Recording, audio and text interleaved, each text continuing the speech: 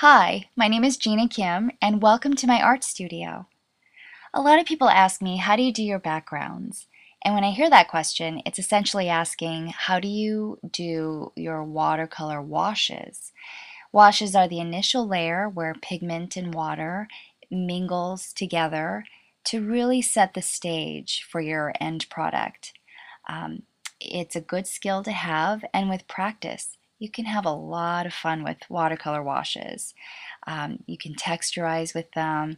It is the supporting cast, I think, sets the tone of the rest of the painting. And my hope today is that this short clip will just add to your working knowledge to apply to your art journals or your art practice in general. So let's get started. So I'm taking my foam brush and applying clean water to a cold press watercolor paper that I taped down on all sides to a sketchboard. I asked my husband to break off the clip, and I use sketchboards to be my platform. And you'll see it's pretty essential when I merge the colors together. So here I'm dipping my brush in Naples Yellow Deep. I think it's by Sennelier. And just while the paper is wet, I just do gestural strokes, have fun, really loose, not nitpicky, letting things flow, and being gentle with my brush. Then I get a different, this is key, a different brush to pick up more pinks, reds, and purples. And that's Permanent Rose, Rose Violet, and a little bit of bright violet. So here I have with my second brush, just going over just a little bit, but not too much. And then I'm deepening the value here, adding some bright violet on the bottom, and really just leaving the yellow sections alone. And now here comes the fun part.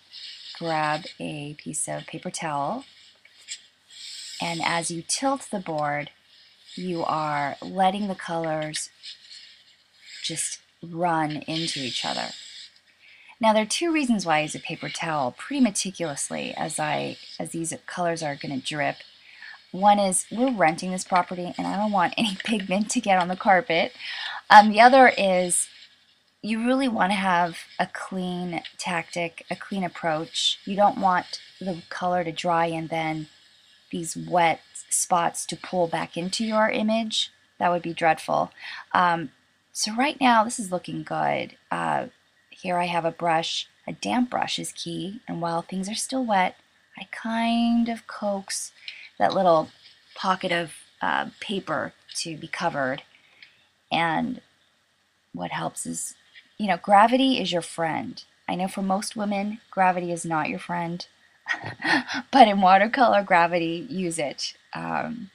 Tilt your board here and there, and just let the pigments essentially paint itself. Now right now, this feels really good to me.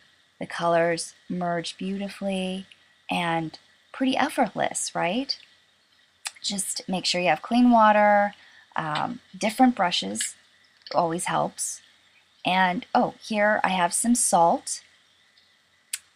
Right, not when the paper is dry. You got to do it right when it's about damp, not too wet, but you want to add salt between those two phases.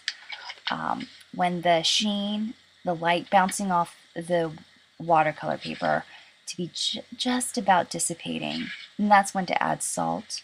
Salt kind of pushes away the pigment at its epicenter, and it makes little starsies, I call them. I'm grabbing my hair dryer.